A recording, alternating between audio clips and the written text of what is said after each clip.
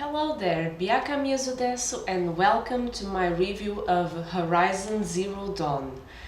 So it's been a while since my last review, my last review was Ni no Kuni, and since then, believe it or not, I've been playing Horizon Zero Dawn, but there was a lot of things and I wasn't spending as much time on the PS4, and as I will say in my review, I spent 80 hours in this game, basically not getting lost, but distracting myself on side quests and events. But let's talk about that later. I also started streaming on Twitch, so I will try to implement some of my gameplay during this video, so let's see how that works. I was really interested in Horizon Zero Dawn because it's been a while since I've played this kind of game. You have basically Aloy, which is she starts as an outcast. You don't know why. She's been outcast ever since she was a baby, and you learn that she was outcast because she appeared in front of what they call the All Mother. So All Mother is a mountain that they have in this post-apocalyptic kind of world, and Aloy was in front of it, so some people thought that she was some kind of demon or some kind of bad premonition, so she was outcast. And the story is really focused on this technology versus believings kind of plot. So you have Aloy. Aloy starts to understand that the world is overrun by machines, and everything, everywhere she goes, there's scraps and remains of what was the society before. You see ruins of the buildings that you can see nowadays in our everyday life. So you understand that the world was really evolved at some point in time, and in Aloy's time, basically the world was overrun by nature. With Aloy, you start to understand that all the things, all the deities and the religious believings that the tribes are guided by are actually technology that they don't understand. All Mother, for example, is supposed to be some kind of cauldron or lab from the ancient time, but people don't understand it because they don't have that much technology. So they think that the voice that they hear, which is actually a pre-recorded message, they think it's the voice of their goddess. And you have this really interesting because Aloy understands what is going on because she understands that all that the religion is based is basically machinery and things from the old ones, like they call it, and she never faces people with that. So she doesn't try to explain to them that they are actually listening and believing in machines, that they are like the machines that they hunt and fight. She always tries to.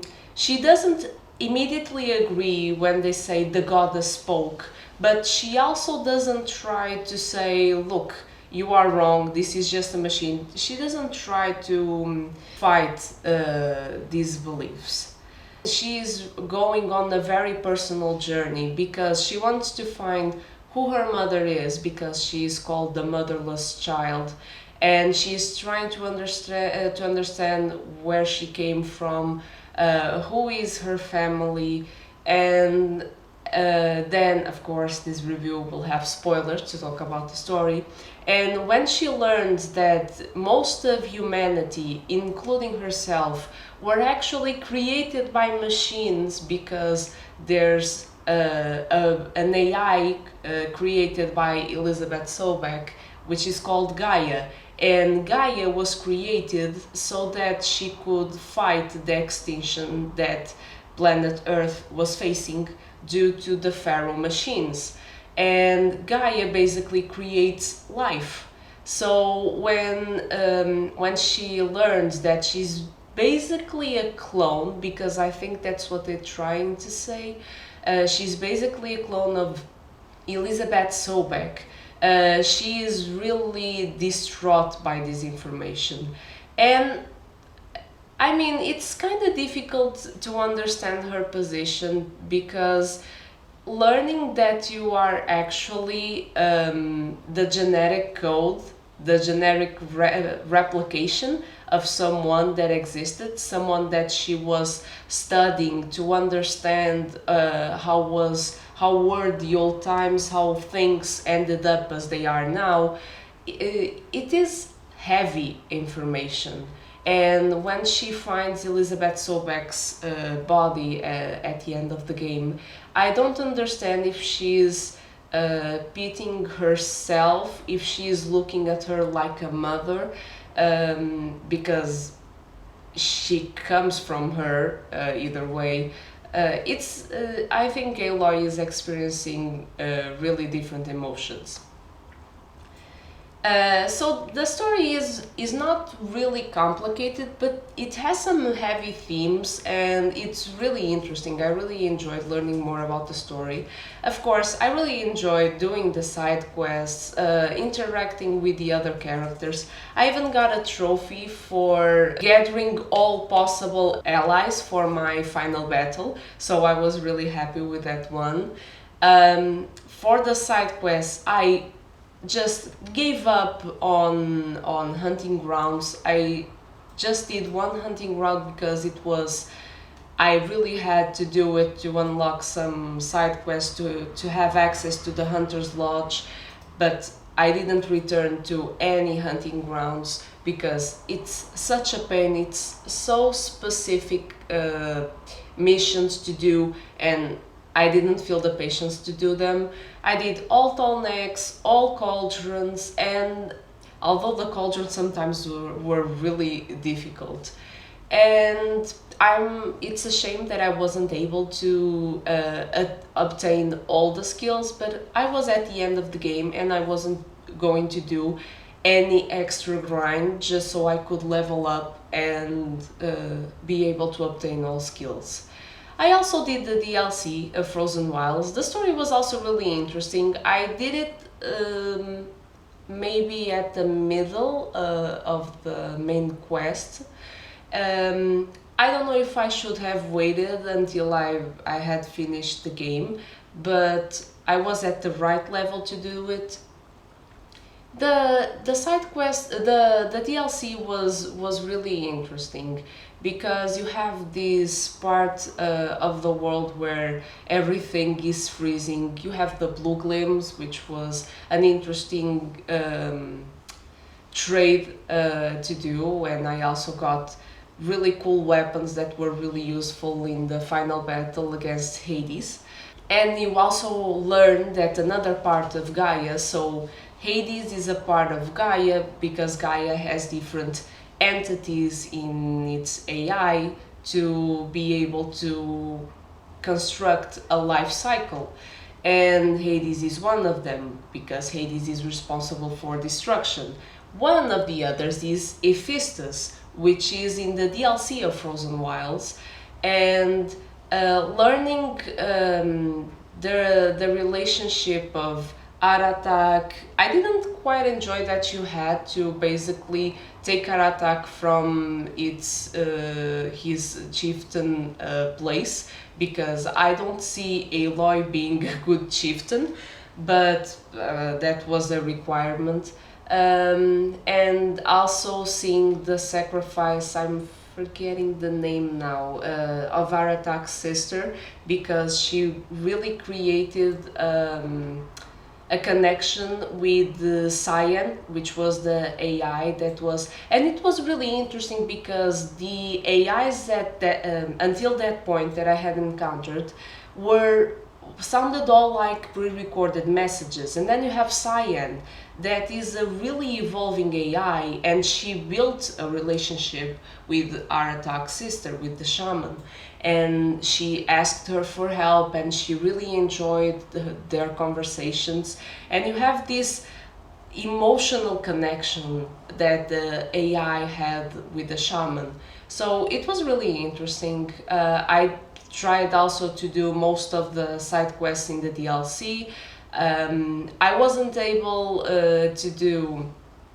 I wanted to gather all the figurines, all the pigments, but I reached the end of the DLC's plot and I wasn't going to waste more time because, as I said, I spent 80 hours on this game and it was really a lot of time. Um, as for the mechanics, it has really different mechanics. You can use arrows, you can use different kinds of weapons, you have the spear. As you unlock skills and as you level up, you are also able to do more things and do more damage. It's not really different from the kinds of games where it is open world and you have different combat styles. But it was really fun to use the different kinds of attacks. I also really enjoy to do stealth most of the time. I don't like to face the enemy head on. I always try to hide and to be sneaky about it. But because most of the time, if I was encountered by the enemy, I would almost instantly die, but that's another thing.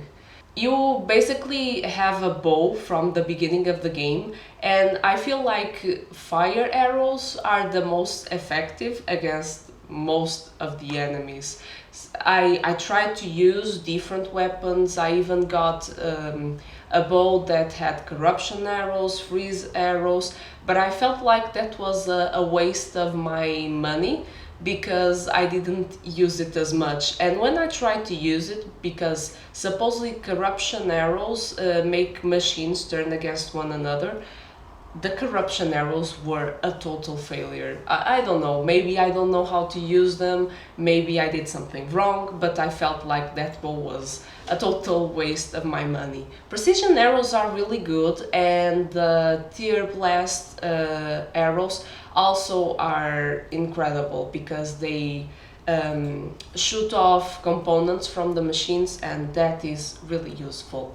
So fire arrows, precision arrows, and tear blast arrows are the things that you want to have in your inventory at all times. I'm also really bad at managing my resources, so at the end of the game, I was always running out of ammo and having no possibility of creating more because I don't know how to manage my resources, and I was full of stuff that I didn't use for anything, and I didn't have the stuff to create ammo. So that's a lesson for another time. I really enjoyed Aloy's personality. Sometimes she was a little bit rude for some characters, but I understood why she was like that. It was not just because of the life that she had until that point. It was also because some characters would just treat her badly because they wanted to. And the male characters are the main problem of this game because it seems that you only have two positions for the male characters. Either they adore Aloy in almost a romantic way, like there's no other girl that can fight like her. Well, I mean, she is special, but it's not like she's the only fighter or the only capable woman in the surroundings. Or they just simply hated her guts. So these two contrasting positions were really a turnoff, and having King Avad, for example, just hitting on Aloy was was really something. So the male characters having this fascination for Aloy, it doesn't give depth to them, and it makes them really annoying, and they don't have any depth, they don't have any personality, because they seem like they are programmed to just love Aloy. And I really enjoyed the mechanic where you could give different answers. Most of the time I would give the thoughtful answer, so I always try to be intelligent about my answers. When I felt like the moment needed it, I also gave emotional kind of answers. I think there wasn't any time where I would give it was a fest where I would give the hard answer, the fighting answer, because that never sit well with me. So I think Horizon Zero Dawn is a really complete game. I felt like there was a lot of moments where there were lots of bugs. I saw lots of bugs during my gameplay. You can see that the DLC it's much more smoother, and we hope that for the second game, for what we have seen from the trailers, that Forbidden West will be even better. But the first game, for the praise that it received at the time, I felt like it had a lot of bugs. And I'm not talking about slight bugs at cutscenes, I'm talking bugs in which I almost died because of a bug. So that's something to work on, because they should really patch some bugs that appear in the game. So it's a really wonderful game, stunning in terms of graphics. And I would really recommend it to anyone who likes an open world exploration. It's also really interesting to be able to walk in the wild, and sometimes you have humans hunting machines and you can help them, you can ignore them, people thank you. So the interactions are really dynamic, and it's a really good game. So tell me your thoughts, tell me what you think about this story, what do you expect for the second game, and what do you think about Aloy, because I know there are some people that don't quite enjoy Aloy's personality. So tell me your thoughts, and see you next time.